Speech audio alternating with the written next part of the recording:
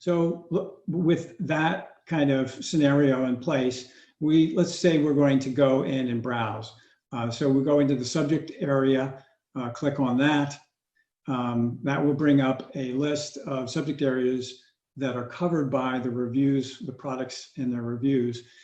Because this is an evolving resource, not all of them are covered at the moment, but they will be as is all fleshed out. And you can see emergency, maternal child, med surg, et cetera. And in this case, we're going to go into the pediatrics section.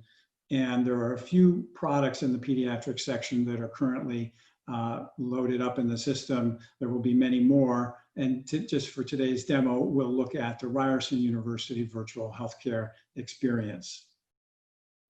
So once you get down to that level, you are in the OADN Virtual Simulation Review, the actual thing that this group is producing, and abbreviated VSR. And we're going to kind of orient you first and then go into the detail of the content. On the left-hand side is kind of the navigation area, and on the right side is the full content, which you can either on the left side click on various areas to jump into the content, or you can just go to the right area and scroll down.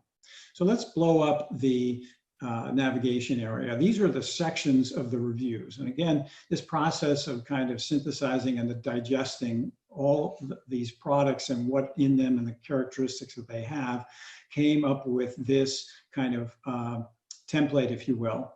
And I'm going to go over them briefly, and then we're going to go over them in a little bit more detail and what they contain. But it starts with a summary. This is the quick, 1 minute summary or less, so you can get a glance of whether this resource would be appropriate to continue. Characteristics have to do with what content is covered and what are the key considerations kind of to set up the rest of the review. Then there's a detailed section on cost, which includes stuff about contracts.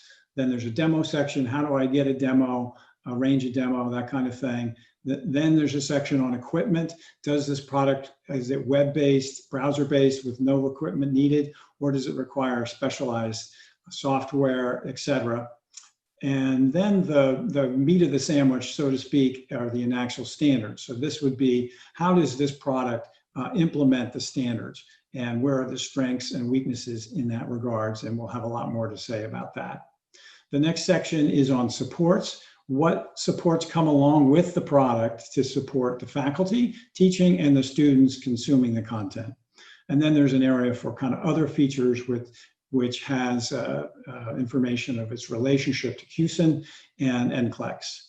And finally, there's a reference section where all of this is referenced to the literature, and in all cases, be able to go all the way through to the full text to read it if you have that interest.